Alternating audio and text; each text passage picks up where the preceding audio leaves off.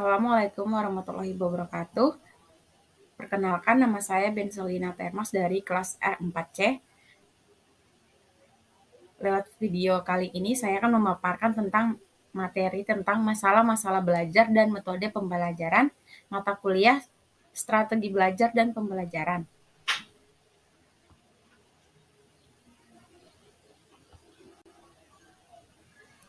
Langsung saja kita masuk tentang masalah-masalah belajar. Yang pertama ada masalah siswa-siswa pasif. Siswa cenderung berperilaku pasif dalam kegiatan pembelajaran. Misalnya ketika siswa diberikan kesempatan untuk bertanya, mereka jarang yang mau bertanya. Hal itu disebabkan karena siswa ini belum paham materinya maupun karena malu untuk menyampaikan. Jika dibiarkan, maka sasaran pembelajaran yang ingin dicapai akan menjadi terhambat. Yang kedua ada masalah malas membaca. Rendahnya minat baca pada siswa juga mempengaruhi pada kemampuan membaca siswa.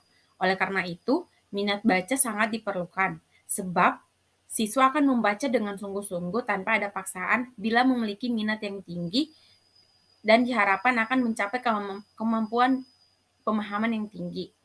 Gejala yang dialami anak yang sulit belajar yaitu ditandai dengan kesulitan dalam mempelajari komponen-komponen kata dan kalimat. Kesulitan membaca yang dialami anak biasanya mengalami kesulitan dalam memproses satu atau lebih informasi, contohnya seperti kemampuan dalam menyampaikan dan menerima informasi.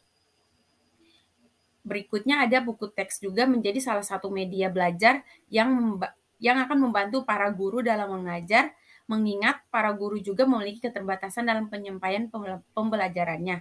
Berbagai masalah muncul dalam penggunaan buku teks sebagai pegangan dalam menyampaikan mata pelajaran di sekolah. Beberapa pihak merasa isi dari buku kurang sejalan dengan penggunaan buku di kelas. Yang ketiga yaitu malas mencatat. Masalah dalam kegiatan pembelajaran adalah pencatatan materi.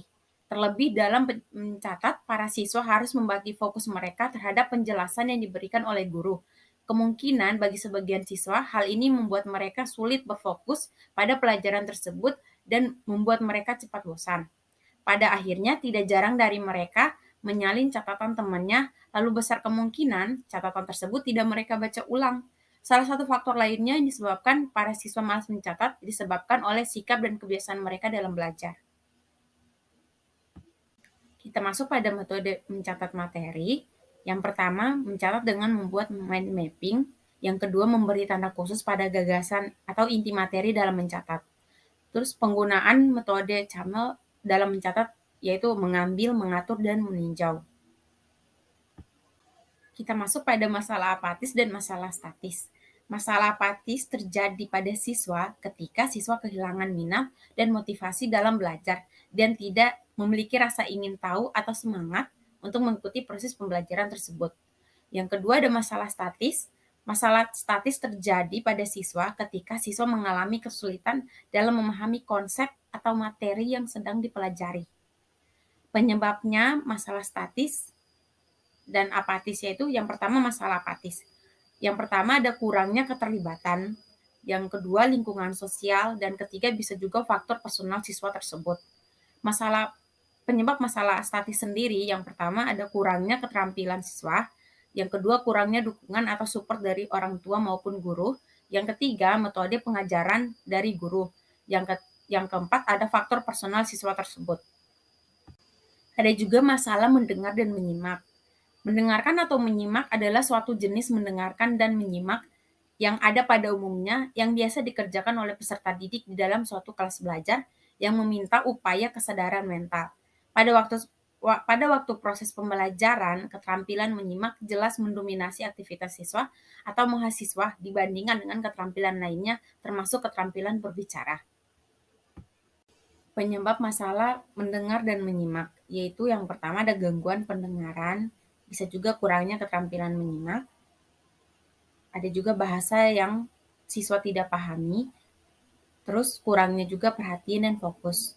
Biasanya juga ada faktor psikologis dan kurangnya juga motivasi.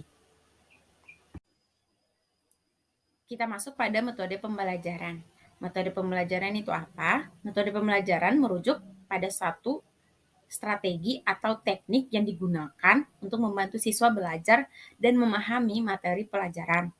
Metode pembelajaran biasanya dipilih dan digunakan oleh guru untuk memfasilitasi proses pembelajaran di kelas atau lingkungan belajar lainnya, dan dapat bervariasi tergantung pada jenis dan kompleksitas materi, tujuan pembelajaran, preferensi, dan karakteristik siswa, dan konteks pendidikan secara keseluruhan. Metode pembelajaran dapat meliputi penggunaan media dan teknologi, kolaborasi siswa, diskusi, simulasi, praktik, dan banyak lagi. Tujuan dari penggunaan materi pembelajaran yaitu untuk memaksimalkan hasil belajar siswa dan membantu mereka mencapai pemahaman yang lebih baik tentang materi pelajaran tersebut.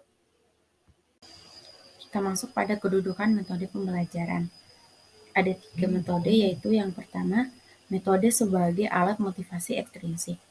Motivasi ekstrinsik ini adalah jenis motivasi yang datang dari luar diri seseorang. Biasanya ingin mendapatkan hadiah yang dijanjikan dan bukan karena kepuasan atau minat pribadi dalam diri orang tersebut. Metode ini seperti penggunaan hadiah atau penghargaan bagi siswa yang berhasil mencapai target tertentu dan dapat meningkatkan motivasi ekstrinsik siswa. Yang kedua, motivasi sebagai strategi pengajaran. Tes pengajaran, metode pembelajaran dapat dipilih dan disesuaikan dengan tujuan pembelajaran yang ingin dicapai, jenis materi pelajaran, serta karakteristik siswa.